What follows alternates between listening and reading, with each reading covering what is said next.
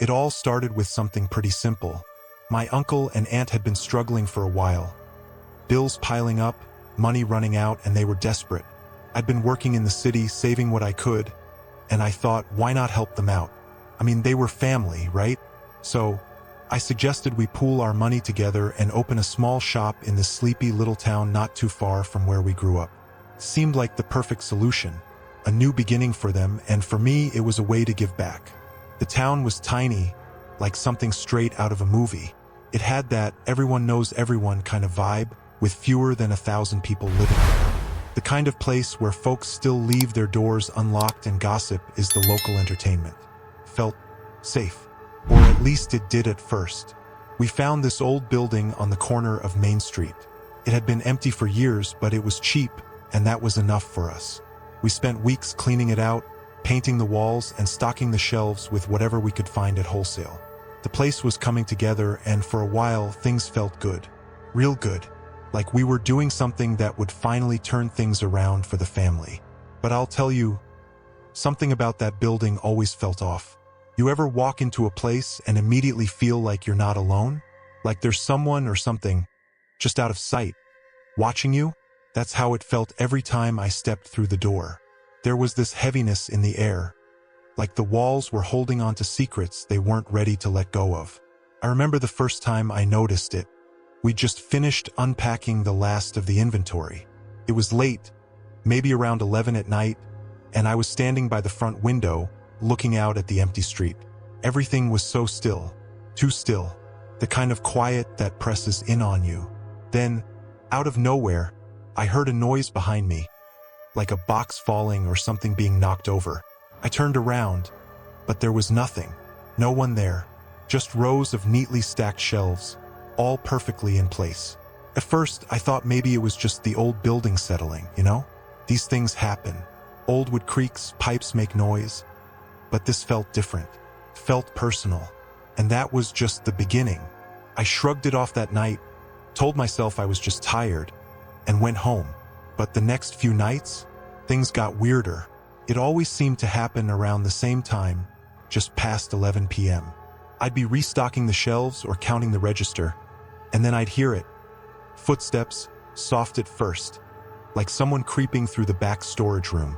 I call out, expecting to see my uncle or maybe one of the neighbors stopping by to say hello, but no one ever answered. When I'd go check, there'd be nothing. Just rows of old shelves and a draft of cold air that didn't belong in the middle of summer. One night, though, I caught a glimpse of something. I was locking up, keys in hand, ready to head home. But just as I turned the lights off, I noticed movement out of the corner of my eye. I swear I saw a shadow, a figure, maybe just standing near the back corner of the store, right where we kept the old storage boxes. I froze. My heart was pounding so loud I could hear it in my ears. But when I looked again, it was gone, just vanished. That night, I didn't sleep much, and when I finally did drift off, I had the worst nightmares. Dreams where the shop wasn't just a place to sell goods. It was something else, a trap almost, like it had a mind of its own. I started to avoid staying late after that. I'd finish up as fast as I could and leave before the clock hit 11. But even then, I couldn't shake the feeling that I was being watched. And the strange thing was, the more time I spent in the shop, the more it felt like the place was changing. Like something or someone was trying to get my attention. Then came the night when I finally decided I couldn't ignore it anymore. It was late again, of course. Almost midnight this time. My uncle had already gone home, and I was locking up. I was halfway out the door when I heard the most unsettling sound yet. A soft whisper, almost like my name being called. It was faint, but clear enough that I couldn't mistake it. I turned slowly, my heart in my throat. There, standing just inside the shop, was a shadow, tall, unmoving, and completely still. For a moment, I just stood there, frozen. My brain couldn't process what I was seeing. The shadow didn't move, didn't make a sound, but I knew, deep down, I wasn't imagining it. I took a step back, my hand gripping the doorframe. Every instinct in me was screaming to get out of there, to run. But something kept me rooted to the spot, like I needed to understand what was happening, as insane as that sounds. Then, Just as suddenly as it had appeared, the shadow started to shift. Not toward me, but deeper into the store, back toward the shelves at the far end. It didn't walk. It just sort of glided, silently, disappearing into the darkness like it was being pulled by some invisible force. I don't know why, but I followed it. My body moved before my mind could stop me. I turned the lights back on as I walked, the fluorescent bulbs flickering to life one by one. I expected to find someone or something back there, maybe crouched behind one of the shelves, but the store was empty, totally still. The only sound was the hum of the lights overhead and my own breath, shaky and uneven. And then I heard it, a soft, rhythmic tapping, faint but unmistakable. It was coming from the back wall, right where we kept the storage boxes that hadn't been touched in years. The tapping wasn't random, it was steady, almost like knocking, like something or someone was on the other side trying to get out. My heart was pounding so hard it felt like it might burst out of my chest. I walked closer, the sound growing louder with each step.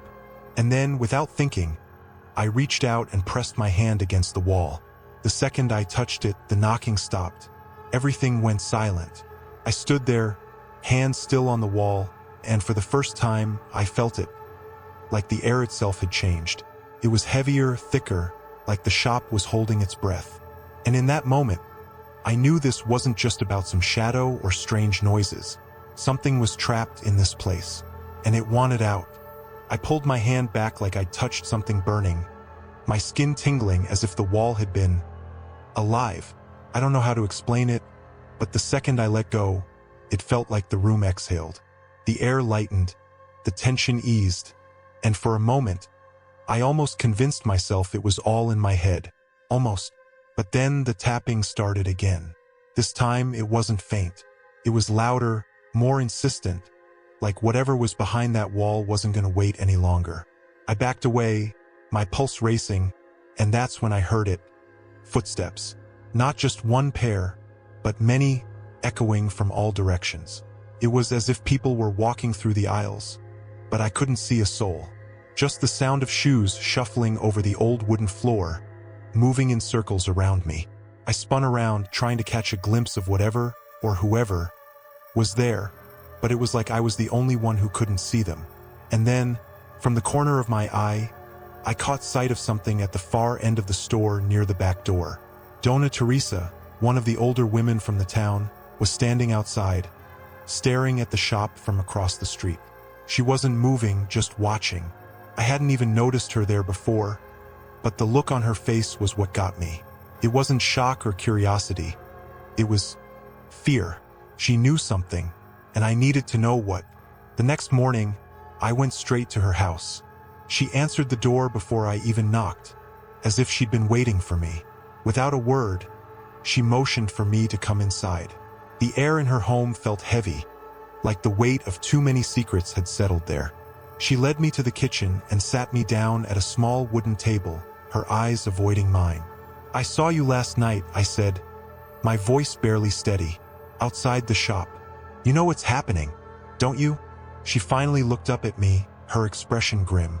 "That building," she started, her voice low and filled with a weariness I hadn't expected, "was never meant to be opened again."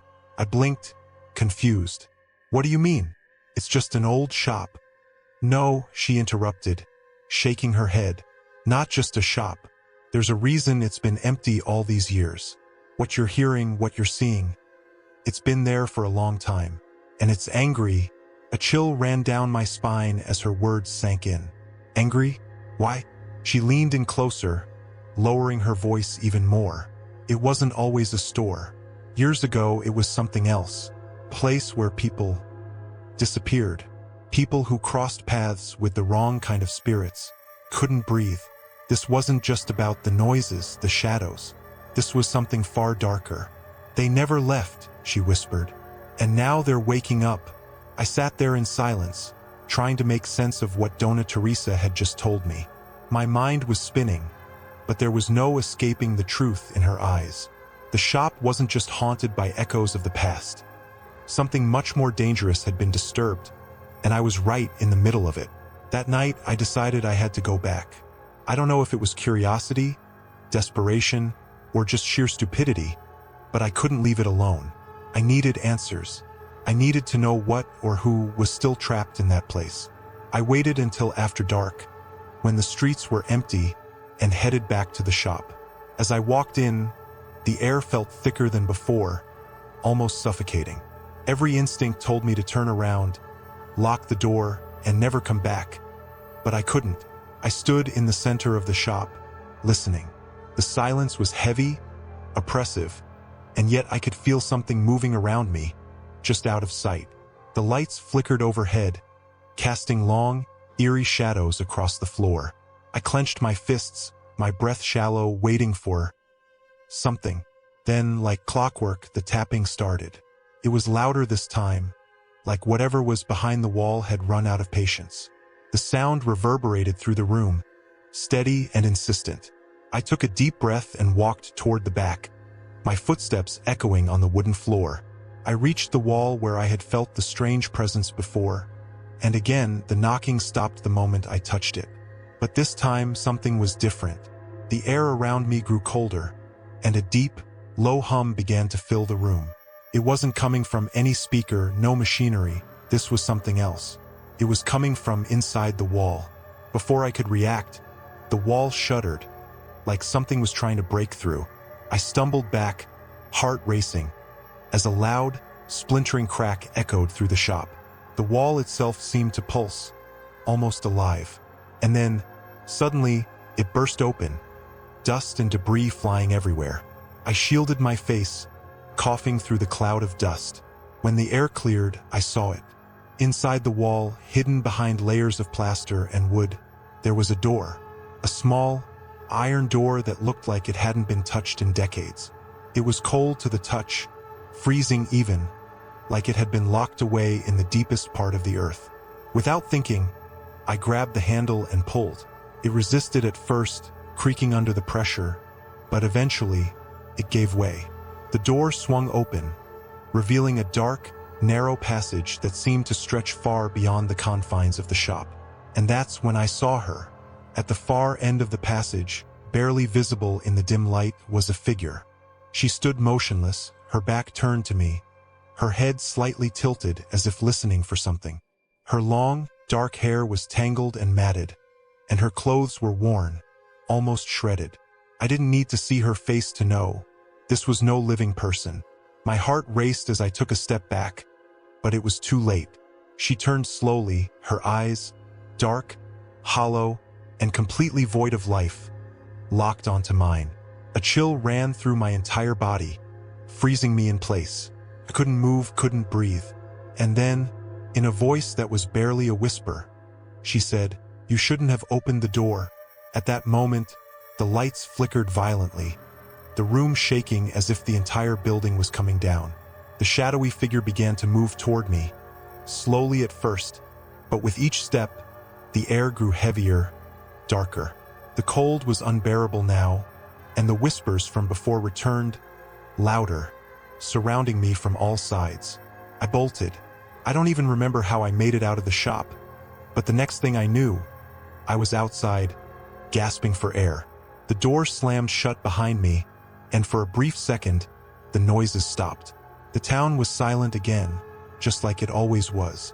But I knew one thing for sure. That door should have stayed locked.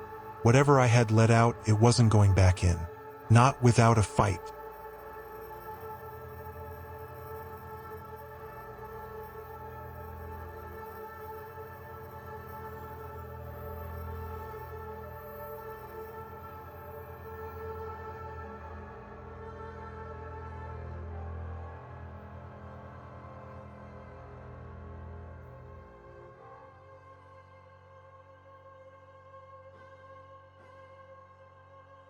You know how small towns are, right? Everyone knows everyone's business. Nothing stays a secret for long. That's the way it's always been here, in this little corner of the world.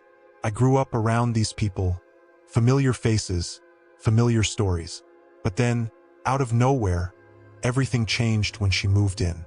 It was around the time my family and I had just settled into a new house, a little closer to the edge of town. Quiet, peaceful, surrounded by trees. A perfect spot to start fresh. The kind of place where you might imagine hearing the birds in the morning and nothing else. But right after we moved in, that's when we noticed her. Dona Clara. She lived just 2 houses down from us, in this old, run-down place that had been vacant for months. I remember thinking it was strange because no one had mentioned the house being sold. One day it was empty, and the next, there she was, an older woman, maybe in her 60s, short, wiry, with this almost ghostly look about her. Pale skin, thinning hair, and these dark, piercing eyes that seemed to follow you wherever you went. At first, I didn't think much of it. People move all the time, right? But with Dona Clara, something was off.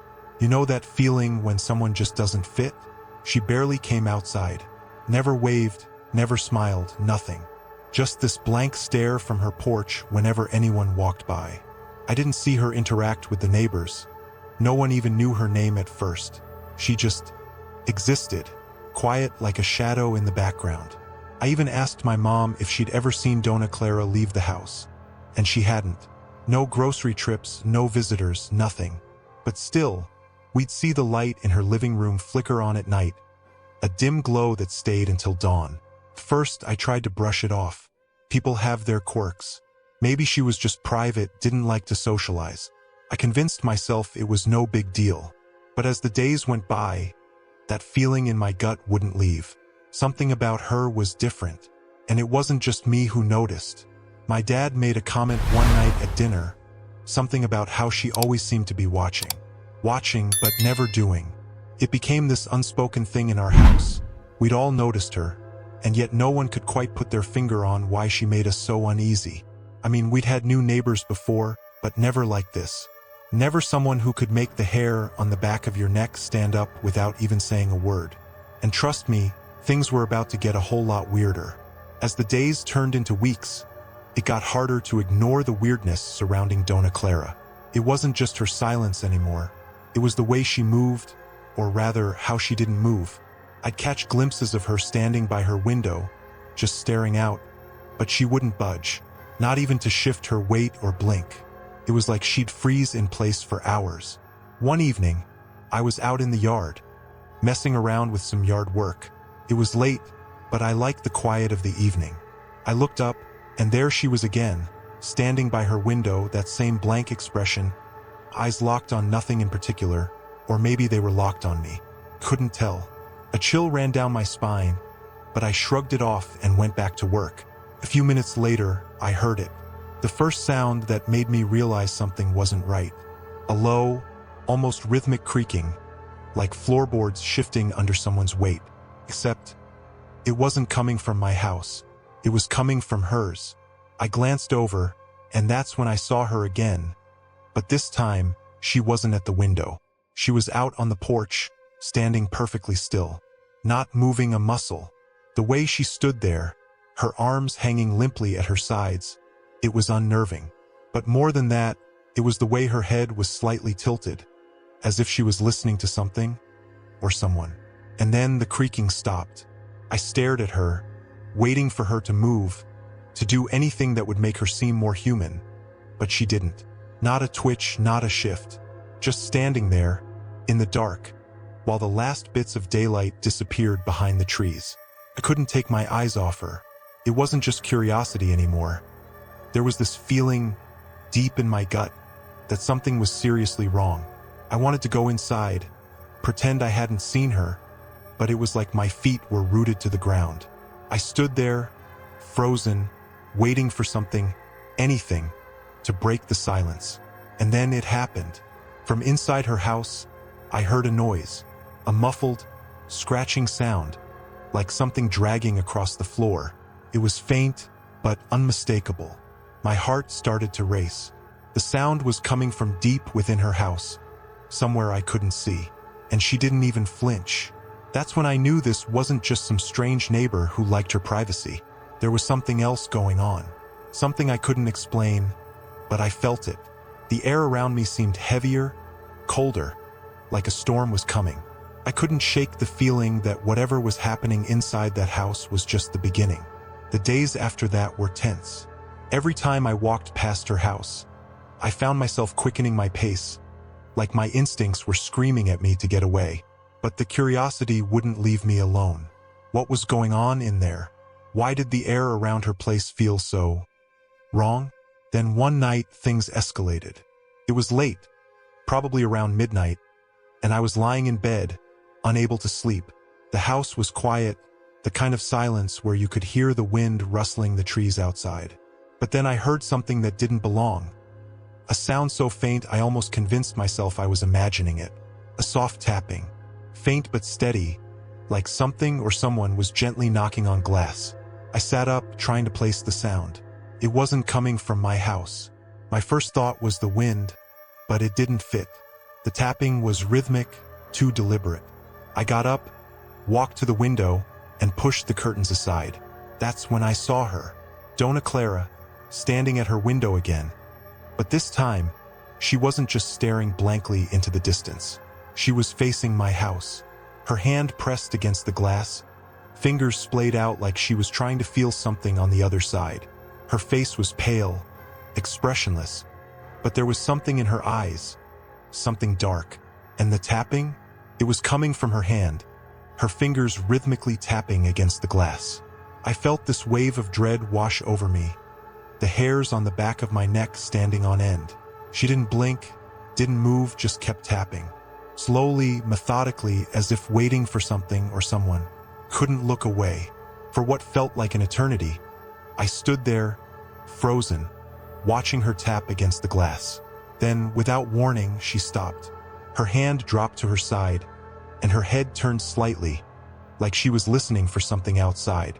I followed her gaze to the far corner of her yard, but I didn't see anything. Just shadows, thick and deep, where the porch light didn't reach. And then I heard it, a low, guttural growl, coming from those shadows. My heart stopped. I couldn't see what it was, but the sound was unmistakable. Like an animal, but not quite. Too deep, too unnatural. I backed away from the window, breath catching in my throat, but I couldn't tear my eyes away from her. She just stood there, calm as ever, like she was waiting for whatever was in the shadows. The growl rumbled again, closer this time, and that's when I saw the figure. Just a glimpse, a flash of movement, something tall, too tall to be human, slinking out from the darkness. I stumbled back, my heart racing, but when I looked again, both she and the figure were gone. The window was empty, the yard silent. Whatever was happening in that house, I was sure now it wasn't just strange. It was something far worse, something I wasn't prepared to face. The next morning, I woke up feeling like I hadn't slept at all. My mind kept replaying the events from the night before, but every time I tried to make sense of it, I came up blank. Was it real, or had my mind just gotten carried away in the middle of the night? I wasn't sure of anything anymore, but one thing was clear: I needed answers. That day, I found myself walking past Dona Clara's house again. But this time, I wasn't just passing by. I was watching. Her blinds were drawn, as usual, and the house stood there like a silent sentinel, guarding its secrets. I couldn't shake the feeling that whatever I'd seen, whatever that thing in the shadows had been, it wasn't over. And then, I noticed something I hadn't before. A faint scratching on her front door, almost like claw marks. They were faint, like they'd been worn down over time, but they were there. Long, jagged lines, barely visible unless you knew where to look. I felt my stomach churn as I stared at those marks. Was that what I had heard the night before? That growling? Was it something trying to get in? Or maybe something trying to get out? I couldn't stand it anymore. The not knowing was driving me insane. So, I did what any person in my position would do. I went to my neighbor's house. Old Mr. Garcia, the man who lived across the street, had been here for years, long before Dona Clara showed up. If anyone knew something, it was him. I knocked on his door, feeling foolish for even thinking he'd know anything. But when he opened the door and saw the look on my face, his expression changed. He didn't even ask what I wanted, just let out a long sigh and stepped aside to let me in. Over a cup of bitter coffee, he started to talk. Slowly at first, like he wasn't sure how much he should say. But once he started, the words just spilled out. "She's been here before," he said, his voice low and weary. "Years ago. Lived in that house for a long time. But then she disappeared. No one knew where she went or why. The place stayed empty for years after that." I stared at him, my mind racing. "What do you mean she disappeared? Did something happen to her?" He shook his head, his eyes dark with something like fear. "People said she was involved in things. Strange things. The kind that make people talk. But it wasn't just her. That house. It has a history. Not many people around here like to remember it. But there was a time when it was used for something else. Something dark." My hands gripped the edge of the table. "What kind of dark?" He hesitated, then leaned in closer, his voice barely a whisper. "Rituals. Things that shouldn't be spoken about. People went missing. And those who went in that house, well, some of them never came back." My heart raced. I didn't want to believe it, but after what I'd seen, after the noises and the figure in the shadows, it all started to make a twisted kind of sense. He looked at me with those tired eyes and said, "You're not the first to ask questions. But let me give you some advice. Whatever's happening there, it's best to leave it alone." I left Mr. Garcia's house with more questions than answers, my head buzzing with fear and confusion. Was Dona Clara really tied to all of this? And if she was, what had she brought back with her? That night, I didn't sleep. How could I, knowing that something unnatural was just a few doors down? That night, I couldn't stop thinking about what Mr. Garcia had told me. The house, the rituals, the disappearances. It all swirled around in my head, but no matter how hard I tried to make sense of it, I kept coming back to one thing: Dona Clara. She wasn't just some quiet, strange neighbor. She was connected to all of this, somehow at the center of whatever dark history had taken root in that house. I tried to sleep, but every time I closed my eyes, I'd see her standing there at the window again, staring, tapping. And that sound, those low growls, echoed in my ears like they were happening all over again. By the time the clock hit midnight, I was wide awake, sitting in my bed, staring at the ceiling. The house was quiet, but I knew, deep down, that something was coming. And then, just as I feared, it started. At first, it was faint, a soft creak of floorboards from somewhere outside my window. I shot up in bed, heart racing, straining to hear. Then the sound came again, louder this time, followed by a familiar tapping. Not on glass, but on wood. I couldn't stop myself. I got up, crept to the window, and looked out. My heart dropped. There she was, Dona Clara, standing in front of her house, in the exact same spot where I'd seen her before. Only this time, she wasn't alone. Behind her, in the shadows of her porch, was the figure. The same tall, dark figure I'd seen before, looming just behind her, like it was waiting. But it wasn't just one. There were more now. 3, maybe 4 of them, all standing in the darkness, barely visible, their shapes blending with the night. My breath caught in my throat as I watched, frozen, unable to look away. And then she moved, slowly, like she was being pulled by invisible strings. Dona Clara started walking toward my house. I panicked, stepping back from the window. My pulse pounded in my ears, and I could hear the tapping getting louder, faster. But it wasn't coming from the outside. It was inside now. I turned, and there, at the foot of the stairs, was another figure. Dark, twisted, its form barely human. It stood perfectly still, watching me with those hollow eyes, just like Clara had done. But this time it was closer, much closer. I stumbled back, my legs shaking. I had to get out of the house, out of this nightmare. But as I turned to run, I heard a voice, low and raspy, coming from the shadow. It wasn't speaking words, not really, but I could feel it. The meaning behind the sound, like it was clawing its way into my mind. "You let us out." The words hit me like a punch to the gut. The door, the shadows, the noises, they weren't just random occurrences. They were connected to me. Somehow I had let them in. By watching, by listening, by opening myself to whatever was happening, I had invited them in. The figure took a step closer, and I felt the air around me thicken, colder than it had ever been before. The room started to spin, and for a moment, I thought I was going to pass out. But just as I lost my balance, the front door of the house slammed open. My parents, wide-eyed and terrified, stood in the doorway. They had heard the noise from outside, they said, the sound of something scratching at the windows, tapping on the walls.